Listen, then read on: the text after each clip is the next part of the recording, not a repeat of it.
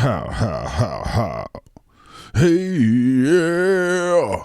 That's right. That's our signature opening. What else could that mean other than it's time for an all-new Oddball History podcast? Got digging through the past. Crazy tales they uncover fast. History's stranger than you think. They'll also talk about wieners in a blink. They'll talk about wieners in a blink. Oddball History. Episode 95. 1, 2, 3, 4, 5 emperors. Let me tell you where I was going with this title. It's the year of 5 emperors in Rome, in ancient Rome. I thought that got really into that story last week myself, and thought I'd share it here on the pod. And then I was thinking of Varsity Blues, when Mox runs the I don't remember what the formation was called, but it had 5 receivers and the townies that famously hang out in the stands and watch this high school team practice every day. They're profoundly sad, these men, but I remember they're up in the stands and they famously go, one of them's like, 1, 2, 3, 4, 5 receivers. He says it like that. And so I was thinking, what a great title for a podcast about the year of the 5 emperors. 1, 2, 3, 4, 5 emperors. 5 emperors. That's right. 5 emperors in 1 year. I mean, it didn't break out that neatly. Like 4 of them were kind of at the same time. The civil war that followed took a few years to shake out, but still, it's a lot of emperors in very little time. You have murder plots. You have grown men adopting other grown men around their same age in a lot of cases. It was a pretty weird thing, but really common in ancient Rome. Actually, a pretty big part of the succession process. But you got murder plots. You got the adoption bit. You got blood sport. I mean, what more could you ask for? But first, as always, we start with the top comments of the week. Top comments of the week. First top comment from my guy, the Senor T on YouTube. How's it going, Senor T? He says, said under the last episode, remember we did the Hanoi rat massacre and all that. He commented, the Senor T on YouTube. He said, Ratatouille 2 is actually going to take place in French Indochina. They're going for a much darker theme this time. Very little to do with restauranteering, which I loved. Hell yeah, I'd watch it. I'm in. I don't know how much involvement you want me to have in the writing and planning of the production of this film, but frankly, I'm sold. I was thinking maybe a little prequel action, everybody knows and loves Remy, of course, from the original Ratatouille. I say, here's what we do. Maybe we see Remy's great, because they're rats and it was a long time ago, great grandpa and grandma meet in the sewers of Hanoi. It's all very sweet and romantic at first, but then it turns on a dime and gets real sexual. And not because people want to see that, but because that's the truth of what happened. That's what our film is going to be all about. It's going to be what was really happening out there in those Hanoi streets. And what was really happening out there, as we learned, was a non-stop rat orgy on just an unprecedented scale. Rat freaknik, if you will. Thank you again for the comment, the Senor T. Also on YouTube, another new friend of the pod, WRZ2E, said sometimes, this is also on the main episode, the episode 94, the Great Hanoi Rat Massacre and Similar Misadventures. He said, sometimes nature still triumphs over man. Great episode. Really appreciate the kind words. And absolutely, that is, I feel like a recurring lesson in this podcast is nature will fuck you up. We have stuff to make us forget, central air, and heating and Doppler radar and so forth. But make no mistake about it, nature's out there. It's leaning up against its rebuilt 67 GTO, a pack of cigarettes rolled up in his sleeve, combing his hair, perhaps, if not combing his hair, maybe flipping a butterfly knife in and out, like all the bad boys do. But the point is, Mother Nature, it'll fuck you up, I think is the point. Our final comment of the week, top comment of the week, it comes from our Instagram clip about the cane toads spreading across Australia.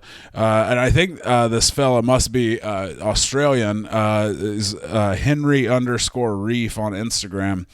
He said, crazy what you can do with them, a bit of glass and some sun, and you can have a conversation with God. Yeah, that was I feel like I undersold that part of the cane toad. You can trip balls on cane toad venom. It's a fact. I don't know the exact mechanics of it, like what he means with the glass, how the glass and the sun come into play. Probably a smarter scientific mind could suss that out just based on the facts, but I don't know. But it does sound great. It sounds fun. Oh yeah, and then when I was looking into this, I saw, when I was looking into the hallucinogenic effects of cane toad poison, I came across a video on Reddit of a guy whose dog got addicted to cane toad poison. He had attacked a cane toad, I guess, in the yard, and then the tripped fucking balls, like fucking put on fear and loathing, and just had himself a night. And then he wanted to get back to that place, and he kept doing it. And we do appreciate it. Thank you for the comment. Thanks for listening. But now on to our main story of the week, the year of the 5 emperors. Here we are. It's the eve of 193 of AD 193. Commodus is still in power for now. You know Commodus from Gladiator. He was that son of a bitch from Gladiator that we all hated.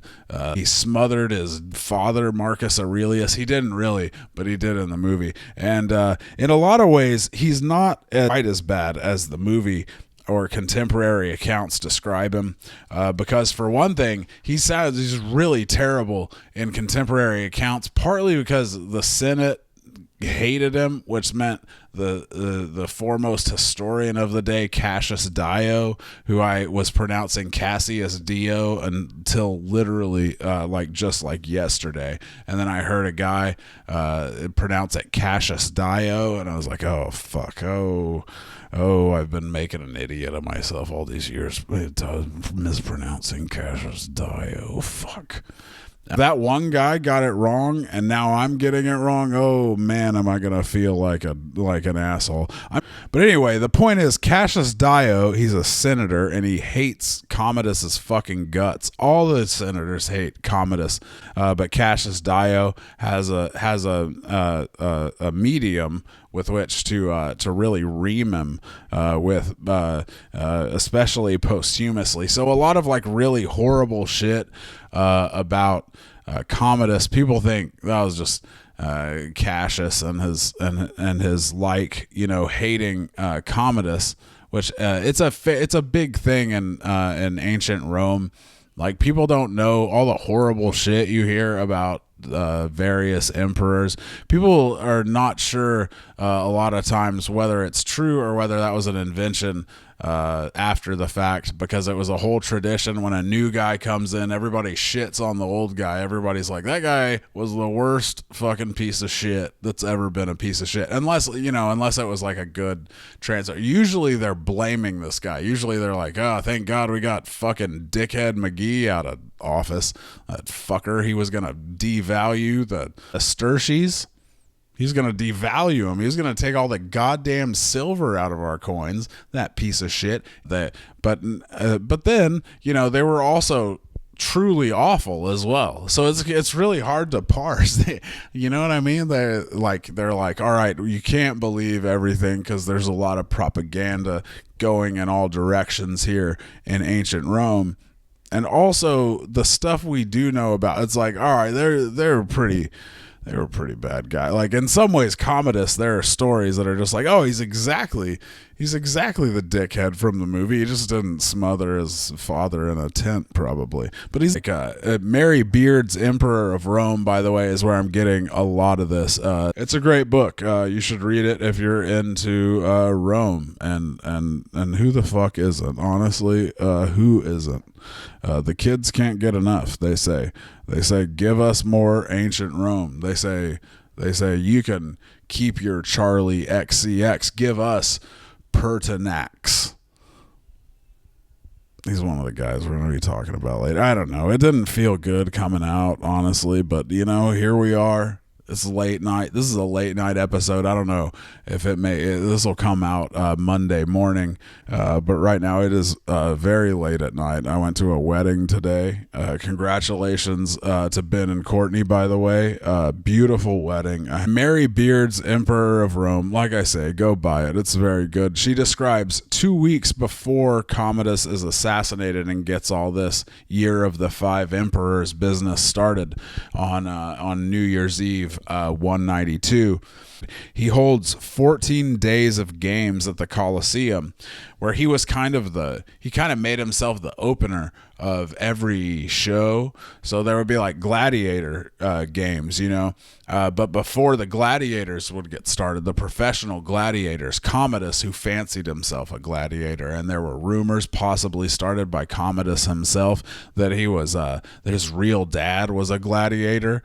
He was super obsessed with gladiators. So for his opening act, all right, the first night he came out, and they had a bunch of bears walking around. You know how Romans love the bears. They have bears wandering around the arena floor, and they have constructed like a catwalk type thing for Commodus to walk over. And so Commodus stands up on his catwalk, and then the whole show is just Commodus spearing bears from the safety of his catwalk from above. And he does this for the length of 100 bears. Just even putting aside all the other horribleness, how long would this take? You gotta imagine in the crowd there, you're a Roman, you're sitting there and you're like, all right, he'll tire himself out soon. And then around bear like 70, you're thinking, is this going to go on for the rest of my life? Is this the rest of my life? Am I just going to be watching fucking Commodus slaughter bears from a goddamn cat? He kills 100 bears. Eventually, one of the days, he does come down to the arena floor. This time, the animals are trapped in nets. He had, I think, tigers and some other shit, but they were in nets. They couldn't really move, and he would just butcher them with swords. It does not sound like a great show by any means. And then sometimes he would do fights with real gladiators, but he would use a wooden sword, and he would always win. And if you're thinking, wow, that sounds like really pathetic, did people really think this was cool? The answer is not really. It sounds like people were not impressed. At one point, of course, he hates the Senate. The Senate hates him. All the senators are sitting in the front row of the games, and at one point during this, he lops an ostrich's head off because fucking, of course he did. Then he walked over to the Senate, and he waved it at him. He waved it at him like, this could be you. You could be this ostrich. But it didn't, at least in the report that Cassius Dio, I think, gives us, it didn't strike terror really into their hearts, but they did know they couldn't laugh. They couldn't laugh, or they'd definitely be murdered by Commodus's guys. So they all took the laurel leaves from their things, and then stuffed them in their mouth to keep from laughing, which you would think that wouldn't work because Commodus would be like, wait, but why are you stuffing laurel leaves in your mouths? That makes me think you might be laughing at me, and there's nothing funny about this. I've just slaughtered an ostrich. That's Commodus's That's kind of Commodus's whole vibe, you know. He's a troubled kid. They got that part right in the movie. 92, earlier in 192, he had kind of started losing his mind. He had declared himself the new Romulus and ritually refounded the city of Rome. And also, it's not called Rome anymore. It's called Colonia Lucia Annia Commodiana.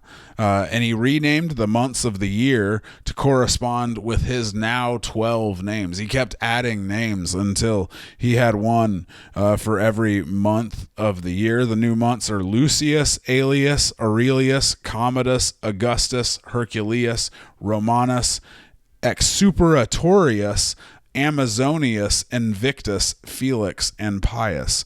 The legions are now called Commodiani. The Senate was called the Commodian Fortunate Senate, and the Roman people were given the name Commodianus. And also, the day of all these changes being announced was to be called Dies Commodianus. Then he replaced the head of the Colossus of Nero statue with his own portrait and added a club and put an inscription that said he was the only left-handed fighter to have conquered 12,000 men. In addition to the troubling megalomania, and Commodus has also been killing a lot of people. He's really paranoid these days. What had happened was his BFF Sauterus is killed, and his new BFF Cleander was behind it, but he doesn't know that it was Cleander. But Cleander killed this guy and replaced him, fucking talented Mr. Ripley style. Talented Mr. Ripley his ass real good. And then in 190, Rome was hit with a grain shortage, and the guy in charge of the city's grain supply, fella by the name of Papirius Dionysius, is like, hey, you know whose fault this really is, actually? Is that motherfucker Cleander. You guys know Cleander? He's that fucking son of a bitch. It's his fault. It's his fault, the grain shortage. It's Cleander's fault. And I don't know what his thinking was or reasoning, or if he backed it up with statistics or maybe a colorful graph. But his point was made. People were sold. They were like, fuck Cleander, let's get him. And then so eventually, weirdly enough, it's at a horse race. And well, that part's not the weird part. They have horse races all the time, probably. I don't know. But it's at a horse race. And then a group of children, a group of small children at first, incite a riot against Cleander. They're like, hey guys, all these children, it's kind of a funny scene. All these children are like, hey, there's Cleander, let's kick his ass. And all the adults are like, yeah, they're right. Let's get it, you know.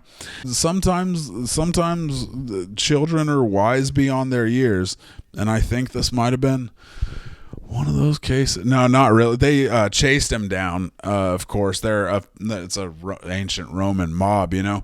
They want Cleander's head, and so Cleander flees to Commodus, his BFF's house. Commodus is asleep, and he does not like being woken up. He wakes up and he hears that they're calling for Cleander's head, and he's like, honestly, fine, that's cool. Give him his head. And they do. They cut his head off. They throw it out the window. Probably batted it around like a beach ball at a Dead and Company show.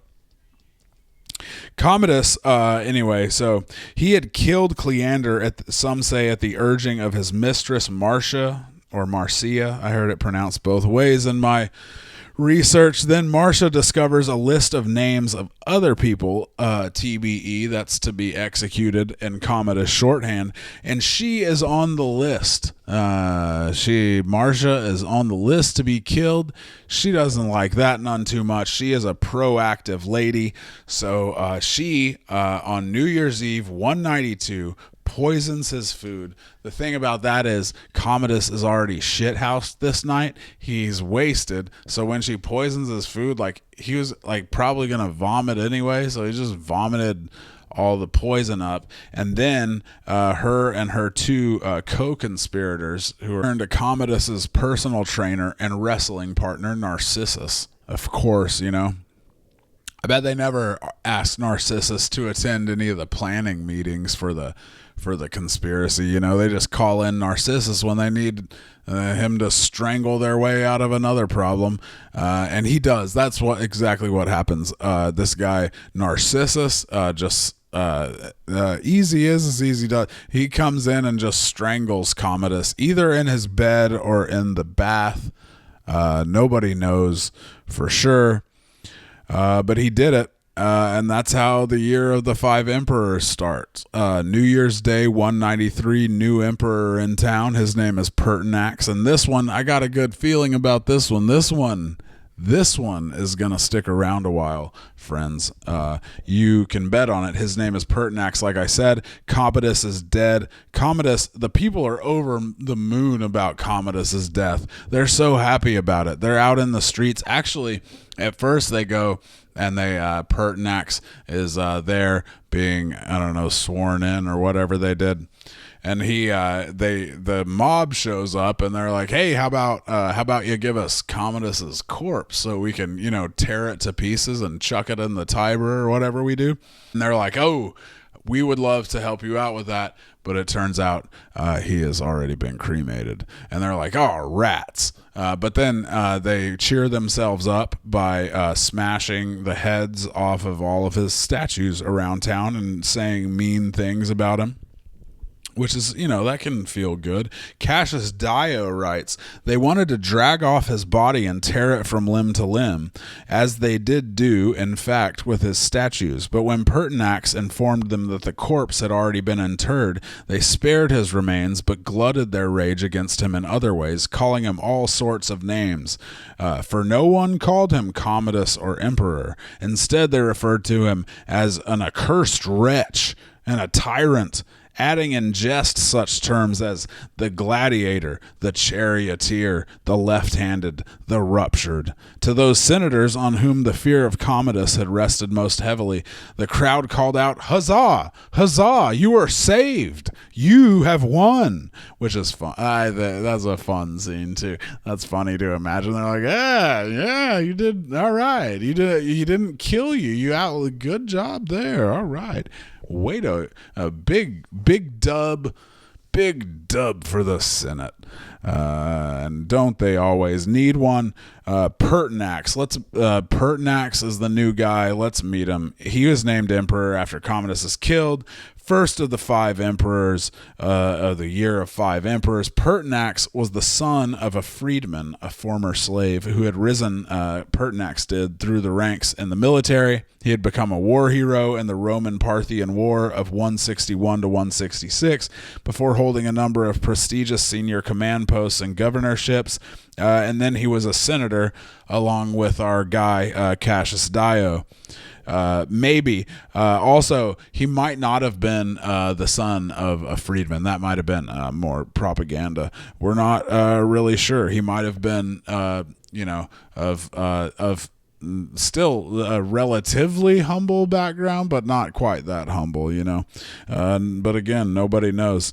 According to one account, I read Pertinax sent a guy to actually go put eyes on Commodus's body before he would accept the emperorship, the throne. He wouldn't. He was like, I see where this is going. That crazy son of a bitch Commodus is fucking. This is another one of his tricks. You know, he's gonna act like he's dead, and then I accept the emperorship, and then bam, Commodus pops out and fucking, I don't know, cuts my head off with a sword or whatever, beats me to death with an ostrich head, you know, whatever he does. The psycho son of a bitch Commodus. That's one account. The other, there's another story, as there always fucking is in Roman history. There's another story that has Pertinax in the Praetorian camp when Commodus is killed, which would suggest he at least knew about the plot of the plot to kill Commodus, if he did not outright participate in it. But either way, he was an impressive guy, Pertinax, the way he rose through the ranks. He was an impressive man. Cassius Dio was very impressed by him, but here's the thing: he was a hard ass, and he was a dickhead, and he was a tight ass. In addition to being a hard ass, he had no people skills. Took over, and Commodus, for all his faults, his many faults, covered in ostrich blood as he was, all his faults, he had taken good care of the Praetorian Guard, the whole time. He knew that was in his best interest. I mean, he changed their name to the Commodus Force, presented by Commodus, but still the money was right, so they accepted it. That was the thing with the Praetorian Guard. They just want their bribes. They're a simple folk. They just want their bribes and then some more bribes. That's all.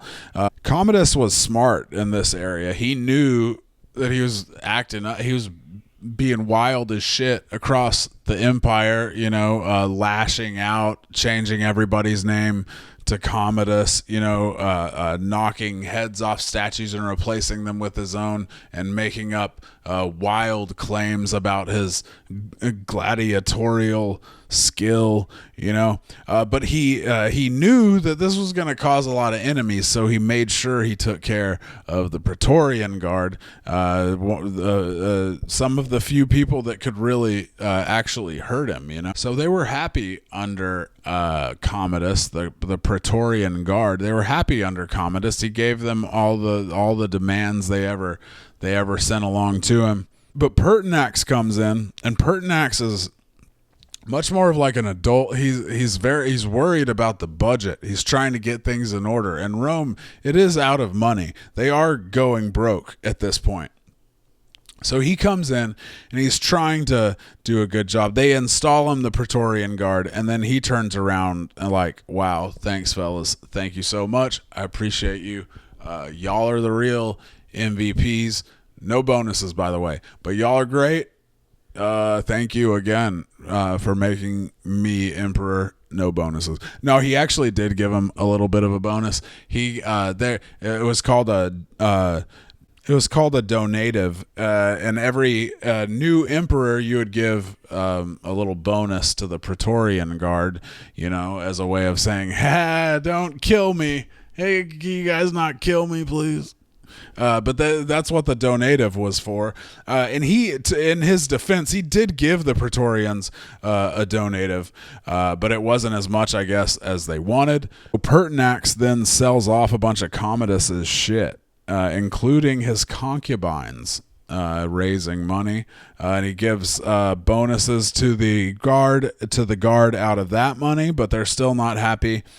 And again, this point is also hard to separate reality from propaganda, because it's true that Pertinax was more of a grown up than Commodus. He was more responsible, and he really was selling off his shit. But a lot of the stuff that they said that he was selling off, it was likely made up to kind of like point out what a piece of shit Commodus was. Again, there's the whole, as soon as the guy's out, everybody's like, oh, that guy was the biggest piece of shit that ever lived. Let me tell you about that guy. He fucking sucked. Nothing like the new guy. The new guy is so good. Like, it really was happening. But the point of the story was more just that, like, Commodus is a wasteful, greedy bitch, and I, Pertinax, am not. That's the point that y'all got to remember. But the Praetorian Guard, the Praetorian Guard ain't never happy. They're never happy at all. They have an insatiable thirst for bribes. They want the bribes so bad. So I feel like you can see where this is going. Pertinax is not winning any friends, being a hard ass. They don't care for his budget concerns, his insistence that there was no more money to give them. They didn't want to hear it. There was actually a failed plot before the successful plot.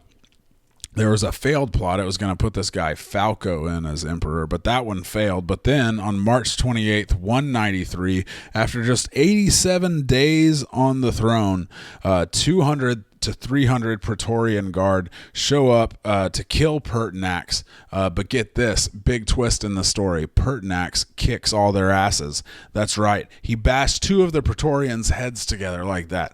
Conk, and then he rock bottomed another one through a table, and then he said, "Oh, I almost forgot. Tomorrow's trash day." And everybody was like, "What is he talking about?" But then he picked up one of the Praetorian guards and dumped him in a trash can, and everybody was like, that was cool. I'm just joking, of course. That did not happen. I was doing the thing like in the end of the movie Blow, when they give you a happy ending and then rip it away and tell you what actually happened, and it's much sadder. This is one of those. Actually, the 200 to 300 Praetorians, as you can imagine, they just chased Pertinax down, and then he tried to give a speech to save his life, and they killed the shit out of him. And that was the end of Pertinax. It was really fucked up. Frankly, he didn't deserve it. It's a damn shame. R.I.P. Pertinax. We'll never forget. After this, the Praetorians just straight up auction off the throne. It's a real low point for the Roman Empire. This is where the piece of shit known as Didius Julianus comes into the story. To be fair to the Praetorians here, I said they auctioned off the throne, and it wasn't a literal auction, but there was a bidding war. And to be fair to the Praetorians, they probably would have just sold the throne outright to Pertinax's father-in-law, who keep in mind, he was only 4 years older than Pertinax, but his name is Titus Flavius Sulpicianus. Sulpicianus had originally gone to the camp to try to dissuade the Praetorian Guard from killing Pertinax, but they were like, we're not going to not kill Pertinax. Of course we're going to kill Pertinax. So he pivots. He's like, all right, well, in that case, sounds like you need an emperor. How about I do it? Old Sulpicianus. Everybody loves Sulpicianus. They start to negotiate a fair price for the throne. And then this guy Didius Julianus shows up to the Praetorian camp. He can't get in. The Sulpicianus has kind of barred the door. He can't get in to the camp, so he's yelling over the wall, and he's trying to outbid Sulpicianus. Sulpicianus goes up to 20,000 sesterces to every guard. And then Julianus says 25. He shouts over the thing, and then that's the winning bid. That was the short little auction for. Oh yeah, and also Didius Julianus also might have won because he kept whispering that Pertinax's father. That's Pertinax's father-in-law. He loved Pertinax. If he gets in there, he's gonna try to kill y'all who killed Pertinax. And they were like, oh fuck, that is a good point. We should go to the guy who isn't related to the guy we just butchered. And also is offering us 5,000 more sesterces per guy. Sold. All hail. What's your name, Chief? Didius Julianus? All right, great. Whew, this is not going to last. Didius Julianus. That is not a good emperor name. This is going to... Hey, but congratulations to you. Didius Julianus, best emperor of all time already. I already like him better than that son of a bitch Pertinax. I'll tell you that much. That this does not go over well with Roman society, as you can imagine. They are disgusted with this level of corruption. They're used to a lot of corruption too. They're they're used to the Praetorian Guard, but nothing. The Praetorian Guard has always been one of the most corrupt institutions in Rome.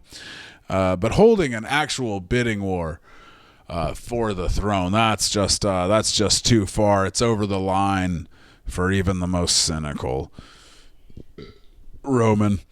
Maybe not the most cynical. That guy would probably be like, yeah, fucking not surprised at all, man.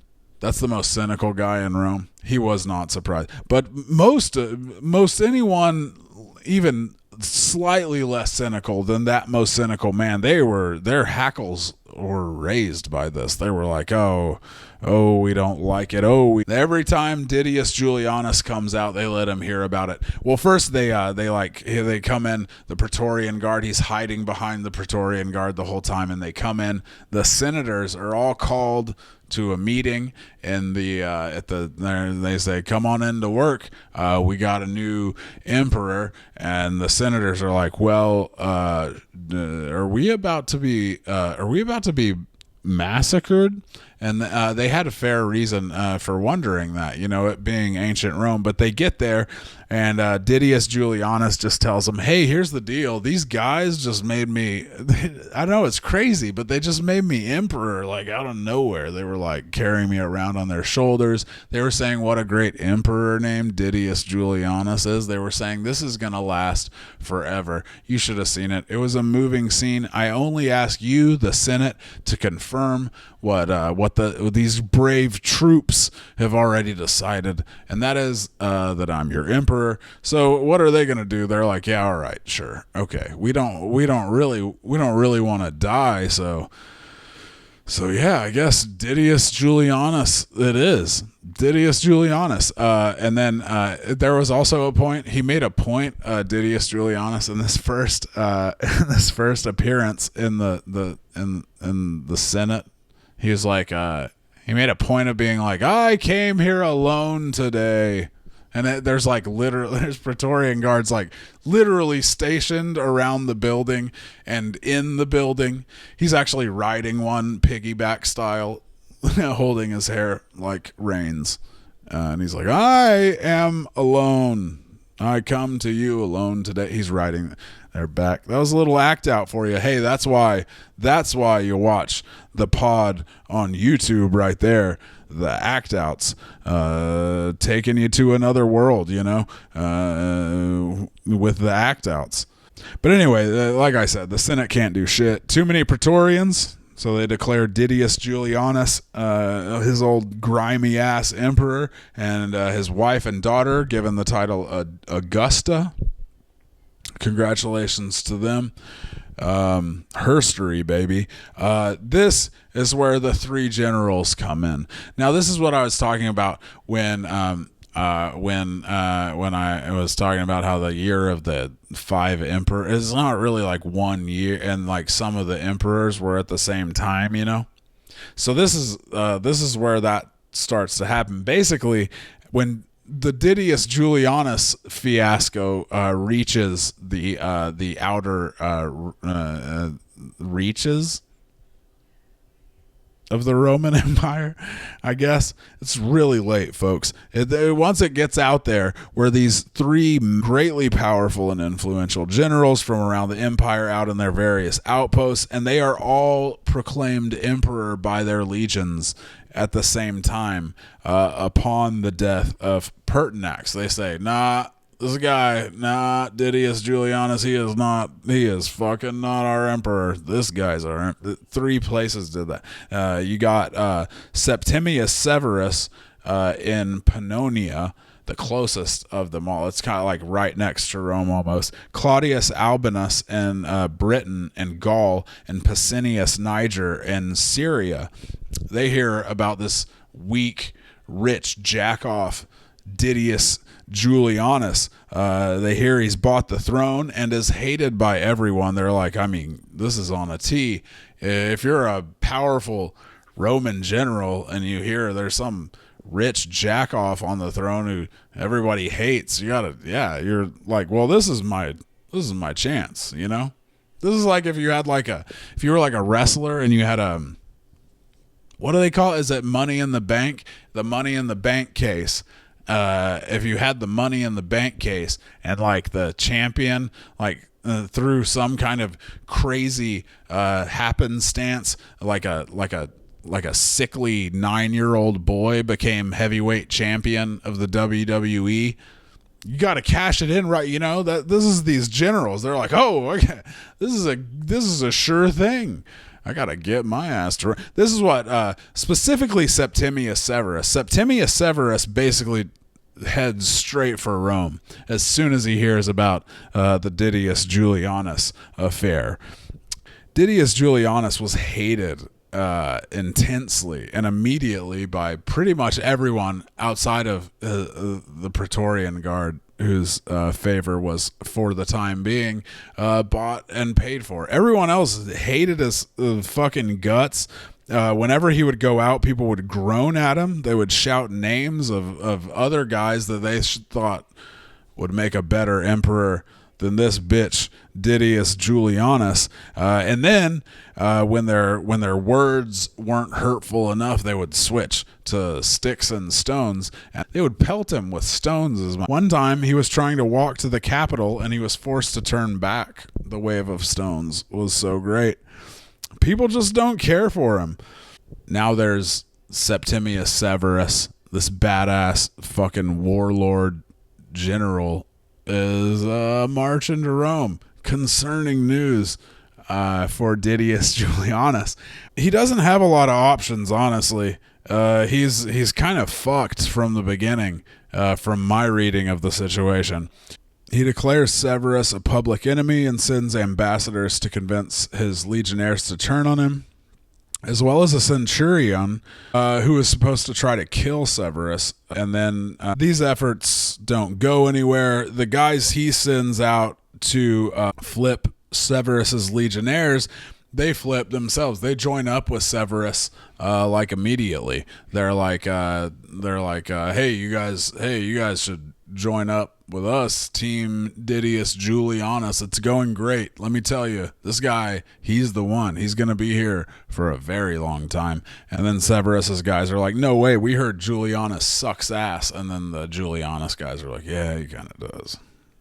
Can we join up with you guys, actually? And then they do. They really do.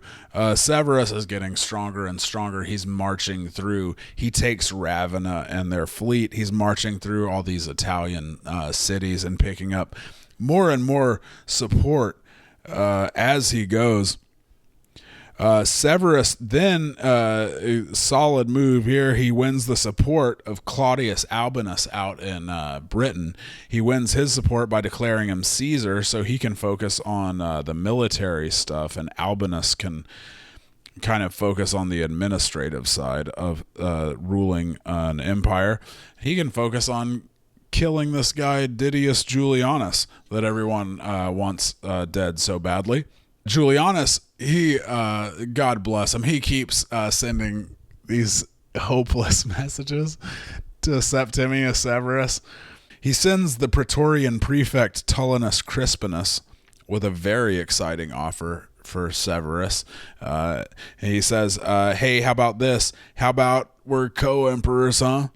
How about that, Septimius, my man? Does that sound good to you? We just do this thing together? Julianus and Septimius Severus, the dream team. Severus's response is he kills Crispinus. Julianus is already really doomed at this point, but then Severus reaches out to Julianus's last and only friends. Actually, the only support he ever had, the Praetorian Guard. He reaches out and tells them that he'll spare their lives if they give up the guys who killed Pertinax.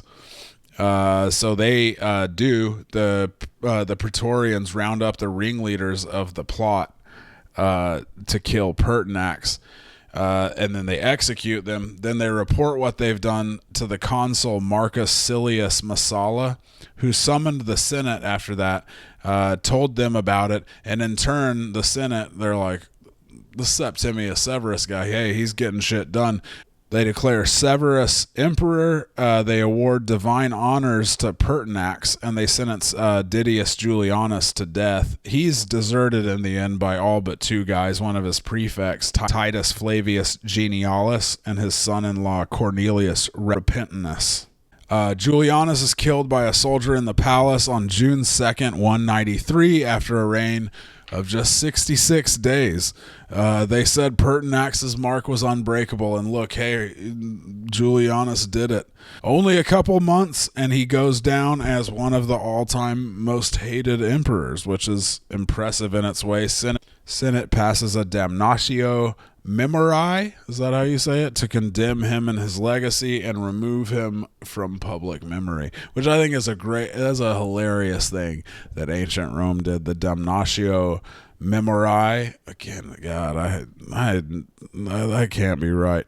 What are you gonna do? It's too late now. We're recording, baby.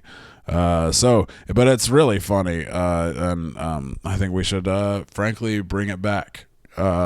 Severus then dismissed the Praetorian Guard.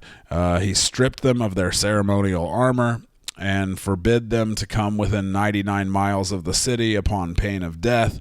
After Julianus's death, Severus turns his attention to his rival in Syria, Pescennius Niger, who has made his headquarters out east in Byzantium at this point. Niger was actually maybe the most popular of the three generals in Rome itself. It was his name that people were shouting most often when they were mocking Didius Julianus in the streets. Had a lot of people behind him, but he is also completely outgunned by Septimius Severus, who has 16 legions, whereas Niger only has 6. So Severus kind of chases Niger around. He lays siege to Byzantium after Niger refuses to surrender peacefully, but Niger escapes to Nicaea, where he loses another battle in December 193.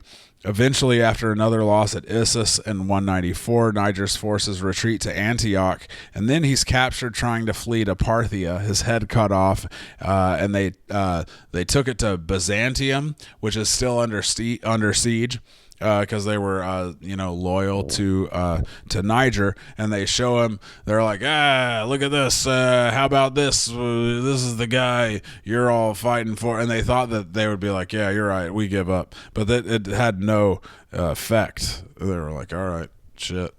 I guess send the head to Rome. I don't know. Where hopefully it'll get a better reception than it did in fucking Byzantium. But Byzantium does not fall for another 2 years. They're made of tough stuff. When they do, though, Severus and his men plunder the shit out of it. Severus was really big on this. If punishing people and whole towns who had shown even the slightest disloyalty, even if this meant raining pure concentrated hell down on a city of like 400,000 people because it had like 2 guys who talked shit, That was how Septimius Severus was living. It's also reported afterward that Severus had Niger's wife and kids put to death, but now apparently they think, again, this might have been a case of propaganda. It might have been not true. They think it's just as likely that, or more likely, that once Pescennius Niger is dead, that his kids would no longer, his wife and kids would no longer have any value as hostages, and so they probably just freed them and sent them away from Rome. But again, who knows? I mean, it's not like Septimius Severus's heart was too tender to do such a thing, I could see it. Fall of 196, Severus is looking to strengthen his and his family's grip on the throne, so he names his eldest son, Caracalla, his successor, and gives him the title Caesar, and convinces the Senate to have Albinus named an enemy of the state. That old song and dance. They're always having their enemies named enemies of the state. It's a really handy thing for an emperor. So Albinus is kind of backed into a corner.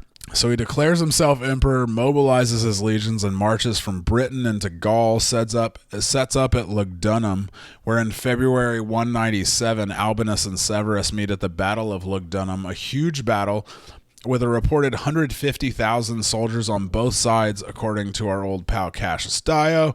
Severus wins, and Albinus either kills himself or is executed by Severus, and then, however it happened, he was laid out on the ground in front of Severus, naked, so Severus could ride his horse over him back and forth as one final fuck you.